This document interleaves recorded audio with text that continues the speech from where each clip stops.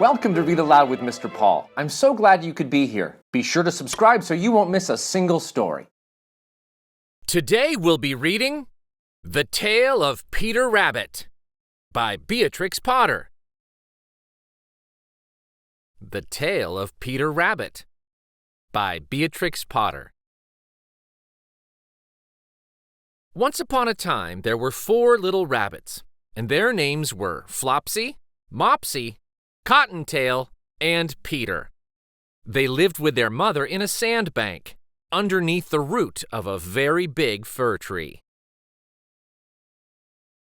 "Now, my dears," said old Mrs. Rabbit one morning, "you may go into the fields or down the lane, but don't go into Mr. McGregor's garden. Your father had an accident there. He was put in a pie by Mrs. McGregor. Now run along and don't get into mischief. I am going out." Then old Mrs. Rabbit took a basket and her umbrella and went through the wood to the baker's. She bought a loaf of brown bread and 5 currant buns. Flopsy, Mopsy, and Cottontail, who were good little bunnies, went down the lane to gather blackberries. But Peter, who was very naughty, ran straight away to Mr. McGregor's garden and squeezed under the gate.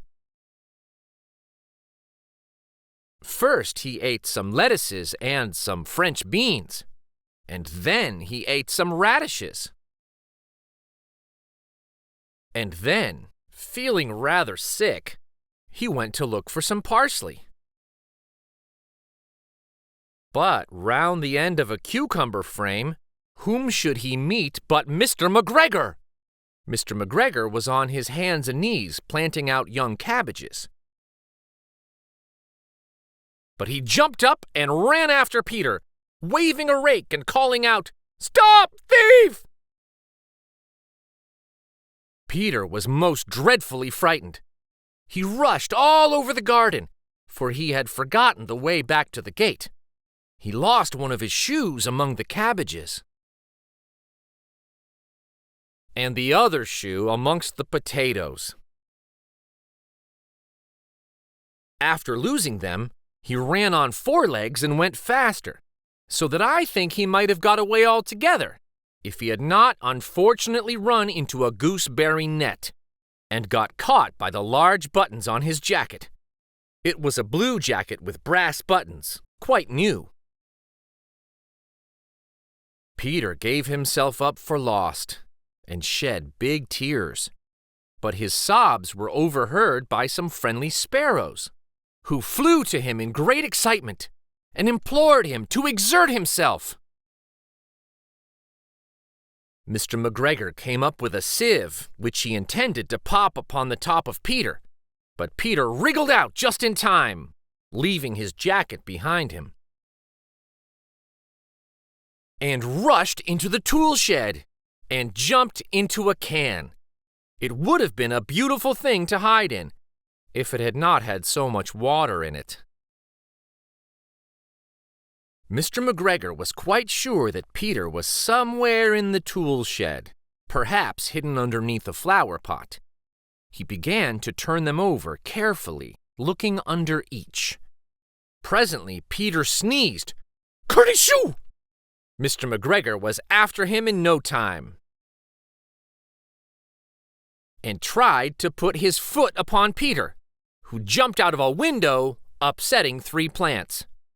The window was too small for Mr. McGregor, and he was tired of running after Peter. He went back to his work. Peter sat down to rest. He was out of breath and trembling with fright, and he had not the least idea which way to go. Also, he was very damp with sitting in that can. After a time, he began to wander about, going lippity-lippity, not very fast, and looking all round. He found a door in a wall, but it was locked. and there was no room for a fat little rabbit to squeeze underneath. An old mouse was running in and out over the stone doorstep, carrying peas and beans to her family in the wood. Peter asked her the way to the gate, but she had such a large green pea in her mouth that she could not answer. She only shook her head at him. Peter began to cry.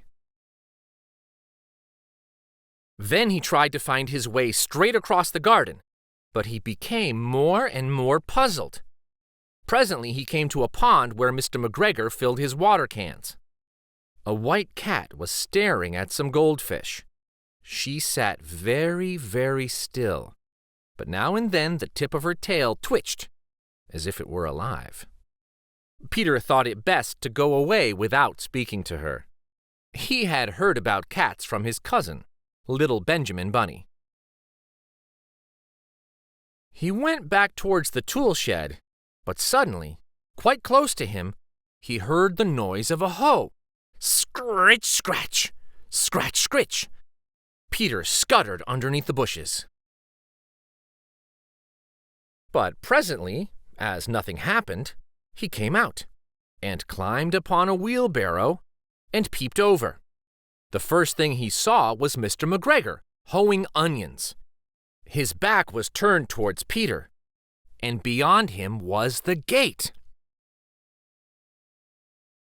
Peter got down very quietly off the wheelbarrow and started running as fast as he could go along a straight walk behind some black currant bushes.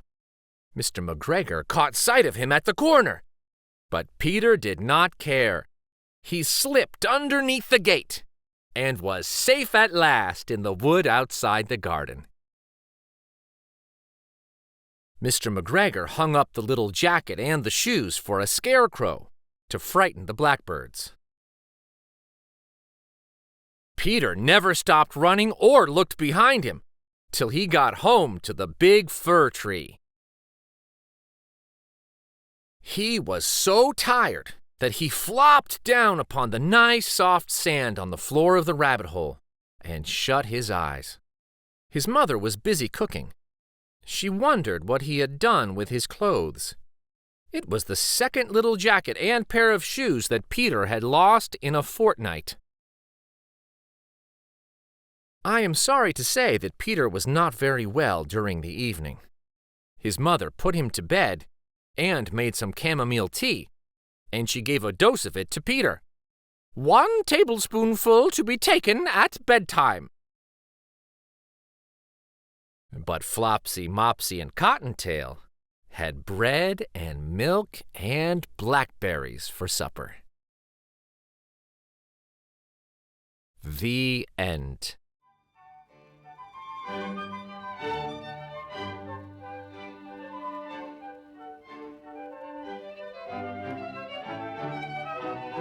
Thank you so much for joining me for Read Aloud with Mr. Paul.